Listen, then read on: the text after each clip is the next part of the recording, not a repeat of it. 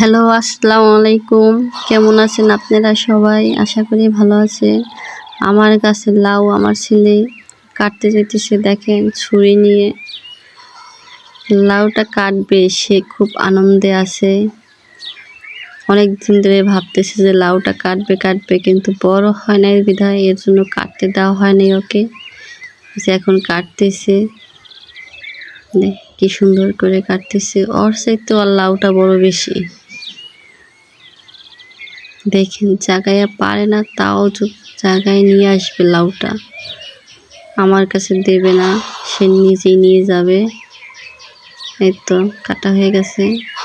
আমি লাউ দিয়ে এখন শিং মাছ রান্না করব, ওটাই আপনাদের সাথে শেয়ার করব। লাউটা ভালোভাবে কেটে নিতেছি। এই শীতে লাউ দিয়ে শিং মাছ ভাবতেই যেন জিভে লোল এসে পড়ে। শীতের সবজি সবই ভালো লাগে, তা অবশ্য শীতের সময় লাউয়ের তরকারি অন্যরকম স্বাদ। তাতে ধনে পাতা দিয়ে এই তো লাউটা আমি কেটে নিচ্ছি।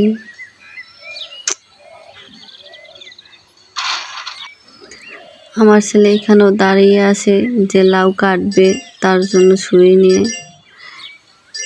তাকে কাটতে দিইনি, হাত কেটে যাবে, বাচ্চা মানুষ তো, এর জন্য এই তো আমি লাউ কেটে নিচ্ছি।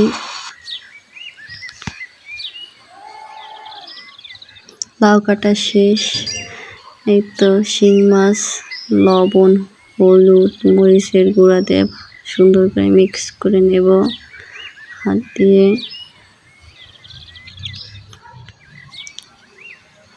মিক্স করা হয়ে গেলে তেলে ভেজে নেব।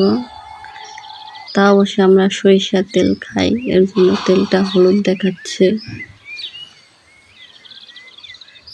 একদম মাছ উল্টিয়ে দিলাম। মাছ ভাজাই তো শেষ।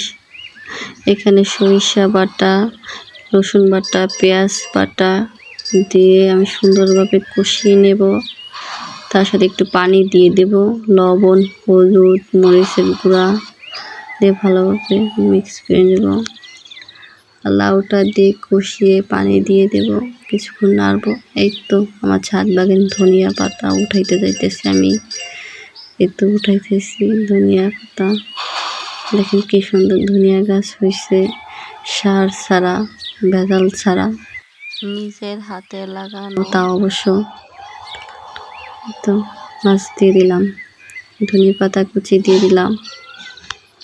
এই তো মাছ রান্না প্রায় শেষের পর্যায়ে আমার। আল্লাহ হাফেজ, ভালো থাকবেন সবাই আশা করি।